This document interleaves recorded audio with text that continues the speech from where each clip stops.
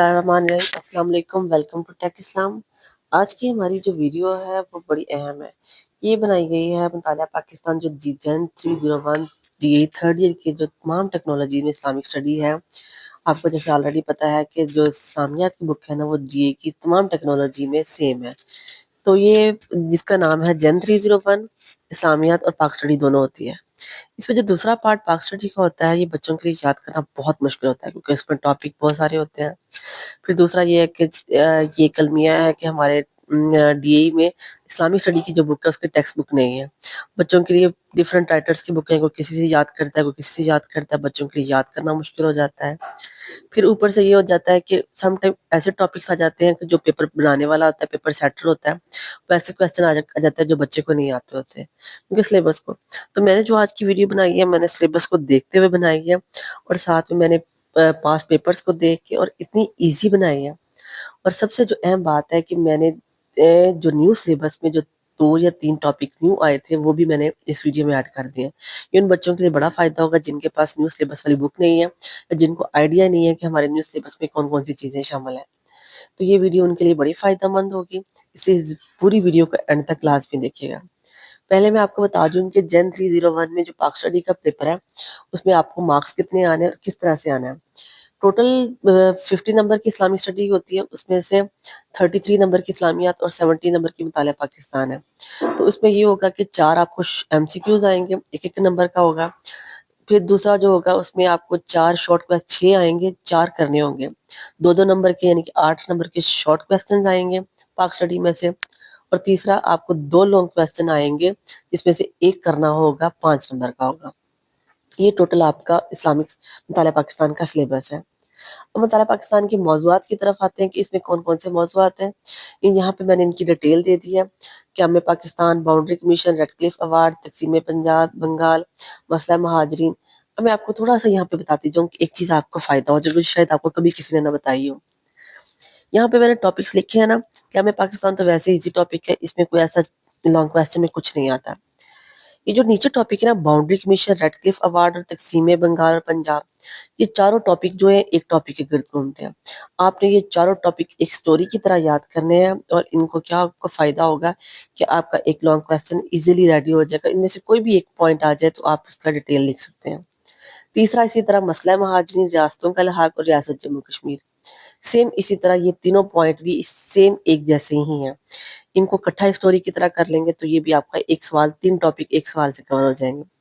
نہری پانی کا تنازعہ، یہ ایک لانگ کویسچن آپ کو کرنا پڑے گا، اس کی میں نے آگے شارٹ کویسچن تھوڑی سی ڈیٹیل دی ہوئی ہے۔ آگے آ جاتے ہیں ہمارے آئین، جس میں آپ نے سب سے زیادہ قرارداد مقاصد ہے، علماء کے 22 نکات ہے، 62 کا، 56 کا اور 73 کے آئین ہے۔ آپ نے کیا کرنا ہے، قرارداد مقاصد کو فل کرنا ہے۔ علماء کے 22 نکات ہیں، ان کے ٹاپک کے زیادہ یہ اہم نہیں ہے، صرف ہیڈنگ کر لیجیے گا۔ 62 اور 56 کا آئین بھی ہے، اور 73 کا آئین دی موسٹ امپورٹنٹ آئین ہے۔ آپ کو کیا کرنا ہوگا، اگر ان سے 73 کا آئین کمپلیٹ کر لیں گے اور قرارداد مقاصد کر لیں گے، آپ کو یہ سارے آئین یاد ہو جائیں گے، کیونکہ قرارداد مقاصد ہر آئین کا حصہ تھی، اس کو ہر آئین میں ایڈ کرنا ہوتا ہے، اور 1977 کا آئین سب کا ڈیٹیل کا مجموعہ تھا۔ آگے جاتی ہیں 8 تا 28 دفعات، یہ میں نے اینڈ پہ ایڈ کی، میں آپ کو بتاؤں گی۔ اقلیتوں کے حقوق، دیگر محروم طبقات کے محروم حقوق، اس میں آپ نے کیا کرنا، اقلیت آ جاتی ہیں، جو مائنورٹیز ہوتی ہیں وہ ایڈ ہو جاتی ہیں۔ اس کے علاوہ وہ جو مخنث افراد ہوتے ہیں، ٹرانسجنڈر جن کو کہتے ہیں، آپ نے ان کے حقوق، بزرگ افراد کے حقوق، یہ سارے جو حقوق ہیں آپ نے اس میں ایڈ کرنے ہیں۔ آپ نے اب یہاں پہ یہ کرنا ہے، اقلیتوں کے حقوق اور دیگر محروم طبقات کے حقوق میں ان سب کے نا کوئی 10 ہیڈنگ بنا لی۔ اقلیتوں کو پاکستان میں کیا حقوق ہے، محروم طبقات، مخنث افراد اور بزرگ شہری، یہ 3 ٹاپکس، اور معذور افراد، یہ 4، اقلیت، معذور افراد، مخنث افراد اور بزرگ شہری، ان چاروں کے حقوق آپ نے یاد کر لینے ہیں۔ پاکستان کا محلے کو جغرافی اہمیت، ویری امپورٹنٹ۔ GSP پلس کا تعارف، یہ آپ نے کرنا ہے، اور قدرتی وسائل میں آپ نے ان کی کرنی ہے، یہ ہم آگے آپ کو تھوڑی ڈیٹیل بتاتی جاؤں گی۔ یہ تھے ٹاپکس۔ آگے ہم چلتے ہیں ڈیٹیل کی طرف۔ اب آپ نے کیا کرنا ہے، تقسیم ہند کا یہ جو شارٹ کویسچن جو آپ کو MCQs اور شارٹ کویسچن میں آتے ہیں، یہ میں نے وہ دیے ہیں۔ 3 جون 1947 کا منصوبہ، آپ کو پیپر میں سوال تقسیم ہند کا اعلان کب ہوا، تقسیم ہند کا منصوبہ کب ہوا تھا، تو یہ ڈیٹ آپ نے یاد کرنی ہے۔ پنجاب باؤنڈری کمیشن کب بنا گیا تھا، 22 جولائی کو۔ ریڈ کلف ایوارڈ، یعنی کہ پنجاب باؤنڈری کمیشن نے جو رپورٹ پیش کی تھی اس کا نام ریڈ کلف ایوارڈ ہے، پنجاب اور بنگال کی تقسیم۔ اب میں آپ کو یہاں پہ بتاتی جاؤں کیسے آپ نے یہ جو میں نے 4 ٹاپک بتائے تھے کیسے کرنے ہیں۔ آپ نے کیا کرنا ہے، جیسے یہ ہے کہ پنجاب باؤنڈری کمیشن، پنجاب اور بنگال 2 صوبے ایسے تھے جن کی تقسیم کا جب پاکستان تقسیم ہوا، ہندوستان تقسیم ہند کا منصوبہ بنایا گیا، 2 صوبے ایسے تھے پنجاب اور بنگال جن کے درمیان مسئلہ تھا کہ اس کو کس صوبے کو دیا جائے، ملک کو دیا جائے۔ مسلمان کہتے تھے ہمارا حصہ ہے اور بنگال کہتے تھے انڈیا والے کہتے تھے ہمارا حصہ ہے۔ دونوں میں مسلمانوں اور ہندوؤں کی تعداد موجود تھی۔ اب انہوں نے کیا کیا کہ مسلمانوں کی بات اور ہندوؤں کی بات کو دیکھتے ہوئے کہا کہ جن علاقوں میں مسلمان زیادہ ہیں وہ مسلمانوں کے پاس چل جائے، اور جن میں ہندو زیادہ ہیں ہندوؤں کے پاس چلے جائیں۔ اس طرح مشرقی پنجاب اور مغربی پنجاب اور مغربی بنگال اور مشرقی بنگال میں تقسیم کر دیتے ہیں۔ اب جب ان کو تقسیم کی باری ہوئی تو اس کے لیے ظاہری بات ہے تقسیم کرنا تھا، تو ان کے لیے ایک کمیشن بنایا گیا جس کا نام رکھا گیا باؤنڈری۔ باؤنڈری کہتے ہیں سرحدوں کو، جو ایک سائڈ پہ جو ملکوں کی سائڈ پہ باؤنڈری ہوتی ہے، اس کا نام تھا پنجاب باؤنڈری کمیشن۔ اب باؤنڈری کمیشن کا جو ہیڈ تھا اس وقت لارڈ ماؤنٹ بیٹن تھا، جو ساری چیزوں کو دیکھ رہا تھا۔ اس نے ریڈ کلف کو اس کا ہیڈ بنا دیا کہ تم نے اس کمیشن کی سپرویژن کرنی ہے۔ باؤنڈری کمیشن میں کیا کیا، پنجاب کے لیے الگ باؤنڈری کمیشن بنا اور بنگال کے لیے الگ بنا، 2 مسلمانوں کے بندے اور 2 ہندوؤں کے بندے، اسی طرح دونوں کے الگ الگ کمیشن بنایا گیا اور ان کو سپروائز کر رہا تھا ریڈ کلف۔ اب یہ کمیشن بیٹھ گیا، اس کمیشن نے کیا کیا کہ دونوں ممالک کو دیکھا کون سے ممالک مسلمانوں کے پاس اور کون سے ہندوؤں کے پاس جائیں گے۔ لیکن کیا کیا، لارڈ ماؤنٹ بیٹن کو کچھ ہندوؤں نے اس چیز میں فیور دے دی کہ آپ ایسے کریں، ہمارے حق میں زیادہ ملک کر دے تو میں آپ کو۔ لارڈ ماؤنٹ بیٹن کو اس چیز کا فائدہ ہوا کہ اس نے دیکھا کہ مجھے کوئی مل جائے گا، کوئی کیا کہتے ہیں کہ کوئی مجھے سیٹ مل جائے گی، کوئی مجھے اتھارٹی مل جائے گی۔ اس نے ریڈ کلف کے اوپر تھوڑا پریشرائز کیا کہ تم نے زیادہ فیور ہندوؤں کی کرنی ہے، ان کے ساری ہندوؤں کے ساتھ ملی بھگت کر لی۔ قائد اعظم اور مسلمانوں اور ہندوؤں دونوں سے پہلے سائن لکھ قائد اعظم نے کہا کہ جو رپورٹ پیش کرے گا، جس کو ریڈ کلف ایوارڈ کہتے ہیں، رپورٹ نہیں کہتے، ریڈ کلف ایوارڈ کہتے ہیں، اس کو تسلیم کرنا پڑے گا۔ قائد اعظم نے بھی سائن کر دیا، ہندوؤں نے بھی سائن کر دیا۔ لیکن کیا ہوا کہ ہندوؤں نے، ریڈ کلف نے سراسر ماؤنٹ بیٹن کے ساتھ مل کر سراسر بددیانتی کی، اور مسلمانوں کے بہت سارے علاقے جو مسلمان اکثریت کے تھے، جس کی وجہ سے پانی کا مسئلہ بنا، کشمیر کا مسئلہ بنا۔ ابھی تک جو مسائل ہے پاکستان بھگت رہا ہے، یہ اس وقت کی بددیانتی ہیں۔ اگر وہ کچھ ایک ایسا جو تھا کہ کشمیر کے ہندوؤں کے پاس کوئی رستہ نہیں تھا زمینی کشمیر جانے کے لیے، ریڈ کلف نے جان بوجھ کر وہ ہندوؤں کو دے دیا تاکہ اس کو زمینی رستہ مل جائے اور وہ کشمیر پر قبضہ کر لے۔ پاکستان کے جتنے دریا ہیں ان کے سب کے جو ہیڈ کوارٹر تھے وہ سارے دے دیے۔ یونیورسٹیاں، فیکٹریوں والے جتنے تھے سارے علاقے جس میں مسلمانوں کے تھے وہ ہندوؤں کے حصے میں کر دیے۔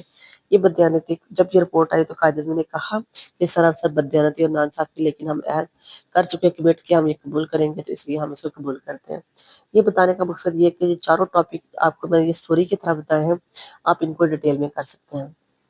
اس کے بعد پاکستان بن گیا۔ پاکستان کے پہلے گورنر جنرل قائد اعظم محمد علی جناح تھے، اور اس کے بعد پاکستان کو مسائل کیا پیش آئے، سب سے پہلے جو مسئلہ آیا مہاجرین کا مسئلہ۔